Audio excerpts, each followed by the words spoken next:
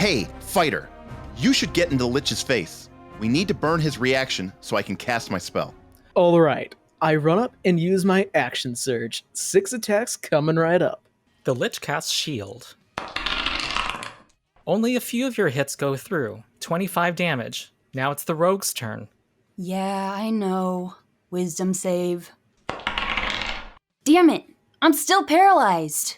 With his reaction gone, now he can't counterspell.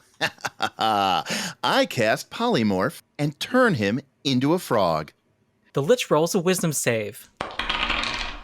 16. It turns into a frog. Woo! Well, that was a thing. Yeah, we won! More like you won. Hey, it was a team effort. If you hadn't gotten in its face and taken its reaction, and Claire hadn't raised me like 3 times from 0, we would have totally been done for. Mm-hmm. And somebody had to take away those legendary resistances. Yeah, nice to see that you had fun. Now you all level up. Woo! Yes! Ooh. Level 12, baby. Now I get to run up and attack better. Feeling a little bored? Want this to be more fun? Yeah? Well, you know what we should all do then. What? Use these 5 house rules to improve our D&D game. Who are you talking to? I'll try anything. Almost. What are they? Since we're already using optional feats, why don't we liven it up a little? You know how when you get an ability score improvement, you can choose a feat instead, but have to give up the ASI? And so you sometimes take the ASI because it's better, but it's kind of boring. Let's get rid of that. So we get both? Not quite. Look at your class tables. Wherever it says ability score improvement, you get a feat instead, and it has to be a feat. Wait, what if we don't want a feat? Don't worry, you still get your ability increases, but instead you get one at 2nd level and every 4 levels after that. So at levels 2, 6, 10, 14, and 18. That's based on your overall character level, not your level in a class. Oh, okay. So now I don't have to worry that improving my ability means I missed out on a feat I really want. Yep. By making them separate, you now get to improve both. Okay, I think that I can get behind this.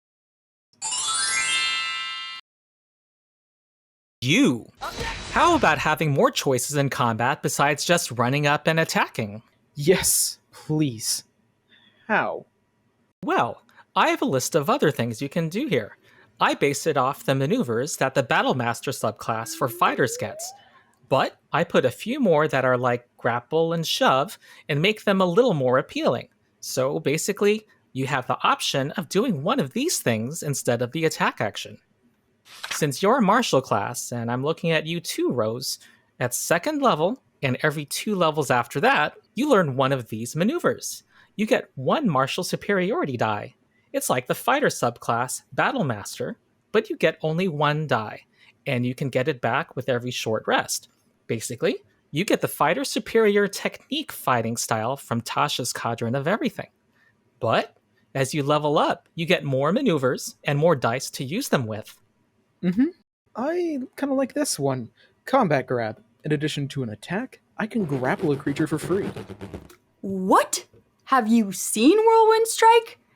Attack every creature in your reach. I want that. Oh, forgot to say, some of those really cool ones, you have to be high enough level to get. For that, you need to be level 14. Ooh, I like this one. If an enemy tries to cast a spell and I'm in melee range, I can use my reaction to attack it. This might disrupt the spell. Would have been nice to have that against the Lich. Do I lose anything on my class table if we do this? Nope, it's a buff, and you gotta agree, marshals need one. This makes leveling up more interesting, and it gives more things to look forward to at high levels. And now you're no longer doing the same thing every turn. Sometimes you'll want to do this one, other times that one. As of now, there's very little you can do with skills in battle. Or anywhere? Well, actually... Or we're just watching the rogue auto-succeed. Well, I've come up with a short list of other things you can do in addition to your main action. These are bonus actions. For example, intimidation. You can intimidate an enemy, and this lowers all of their checks, DCs, and their AC by 1 for a round. Deception. You can feint against an enemy to make the next attack against it gain advantage. Minor things, not a big deal if you miss them, but gives you something to do. So I just say I intimidate someone and it happens? Well, you still have to roll. You roll intimidation, and I compare it to the monster's wisdom DC, which is calculated the same way a perception DC is, 10 plus the modifier. All the creatures already have these numbers, so why don't we use them? And there's more. You can improve your skills as you level up. Ooh. So at level 3 and every 2 levels after that, you can become expert in a skill and increase your bonus by 2. You can even improve a skill multiple times, but you need to be level 7 to improve the same skill a second time. But Rose, you're going to lose rogue expertise. What? Don't worry. While everyone gets to improve a skill every other level, you as the rogue get to do it every level. It comes out to about the same. Oh, okay. And there's more. Remember how you can learn more options for attacking in combat now? Well, as you improve your skills, you can also unlock new abilities that are extraordinary that you couldn't do before. Your skill is not just a number. Now, if you improve, say, intimidation enough times, you can scare weak creatures to death. Really? But to do that, you need to improve your intimidation yet a third time, which you need to be high enough level to do. And medicine is not useless. You can increase someone's healing a lot more during a short rest. Now, if you advance medicine even more, you can even raise someone from the dead in combat.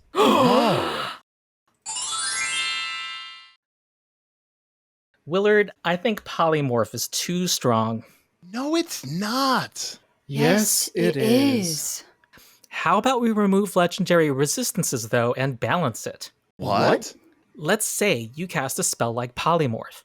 If they fail, maybe it stuns them for a round, or makes them lose their action or bonus action. Ugh. Don't worry. If their saving throw is a lot lower than your spell DC, like by, 5 or 10, then you get the full effect. Okay. And if your target is a higher tier than you cannot get the full effect. So if it's tier 4 and you're tier 3, you have to make it fail badly to get the partial effect.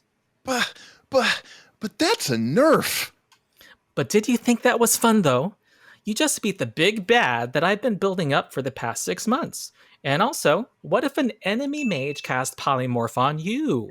Or paralyzes you? Yeah, being paralyzed was pretty sucky. And what if you were polymorphed by some low-level minion?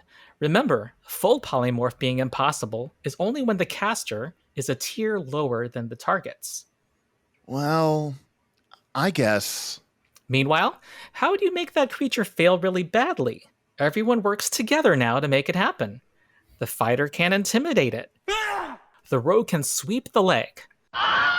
And the cleric can cast Bane. All these things add up.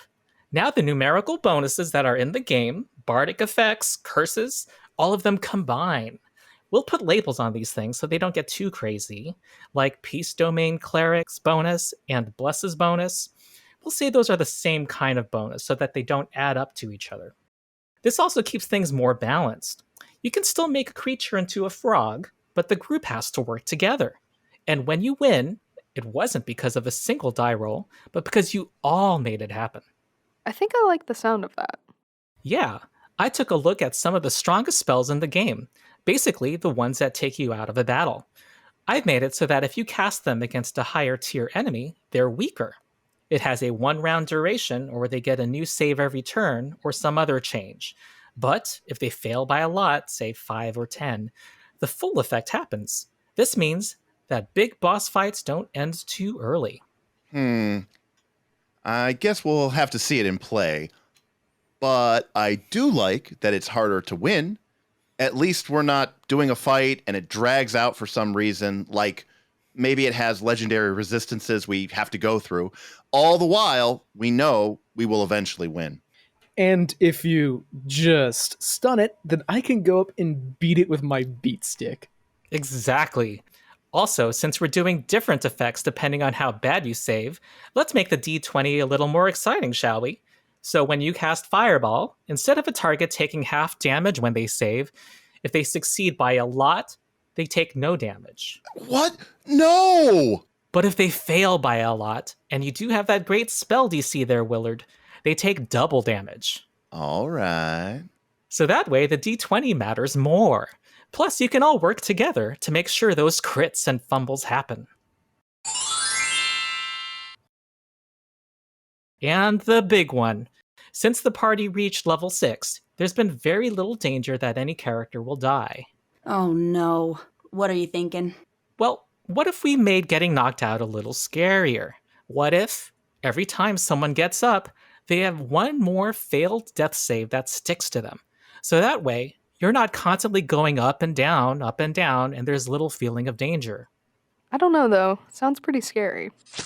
It is, but let's give you more saves you have to fail, like 4.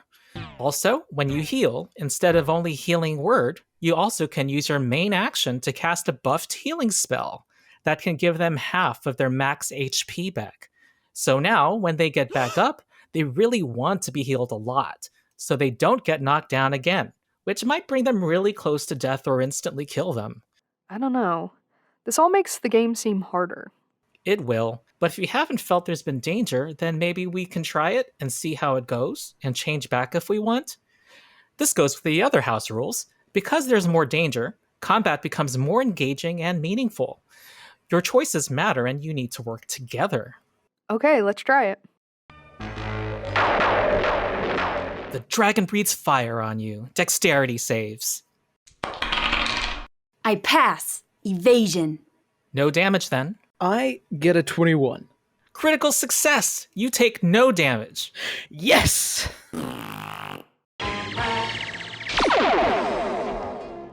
My frightening attack did 12 damage. Now, I'm going to try and intimidate it. Natural 20. Great! Its numbers all go down by 2. Willard, what do you do? It is time. I cast Polymorph and turn it into a frog. The dragon has advantage. It rolls an 8. Remember it's frightened. And it fails! Yes! All right. Ooh. You see it struggle as it tries to keep its mighty dragon form. Its scales turn green and its eyes start to bug out. But it's so powerful that you don't turn it into a frog. Ha ha ha ha ha! You think you can defeat me with one puny spell, mortal? It has no legendary actions for one turn. Time for me to come in. I just brought you back up. You're wounded. Are you sure? I have to do this now, while it's fighting off the spell. This is my chance to do my debilitating strike. Not yet. Let me buff you. All right, well, if she hits with the debilitating strike, Well, then would it be next better to try and turn, intimidate them bonus again? action. That was fun. Awesome. If you thought that was fun, I think we should try this other system I want to run one day. Is it Pathfinder? Oh yeah. There you go again. We've already talked about this. Pathfinder's way too complicated. Yeah, I'm glad we stuck with D&D. Well, actually, it's not much more complicated than what I we've know been what doing. you're trying to do. You won't succeed. I don't want to play Mathfinder. Yeah, in 5e we can make our own rules. And we can focus on actually role-playing. We don't need a different game. This is fun. How close to leveling up are we again? And, what's in the treasure hoard? Yeah, treasure. Well, actually, first, I've thought up some rules for magic items. All right, yeah, let's hear them. What do you got? is it? You know how when you find a really cool flaming axe, but you're an archer?